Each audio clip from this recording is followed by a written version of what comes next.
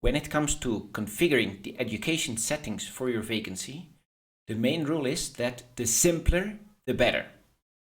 If you are not going to need particular education history in order to review a candidate's profile, do not ask for it, because it will make your and the candidate's life easier. So the first question to ask yourself is, will you at all take the education history of the candidate into account? If the answer is no, then turn off the education history altogether. It will save everybody time. But if you do take it into account, then there are a couple of options to consider. First option is the list of degrees. You might be interested in only a certain type of degree when it comes to the evaluation. So in that case, it's best to only activate those. In this list, normally you'll see a long list of options that are activated by default, but with a few clicks, you can remove those kind of degrees that you're not interested in and only leave those that you will use for the evaluation. The second option is to configure the fields of study. Again, the question is, what do you really need to evaluate this candidate? If you are trying to recruit candidates from a wide variety of backgrounds and you're very interested in filtering by specific field of study, for instance, because you're trying to recruit people in an open application form for your database, then you can leave the list of standard options in here. But if your particular vacancy does not need this wide variety of educational filtering, then there are a couple of other options. The first option is to customize the standard list. Here you can see that you can easily turn on or off degrees that you are or aren't interested in.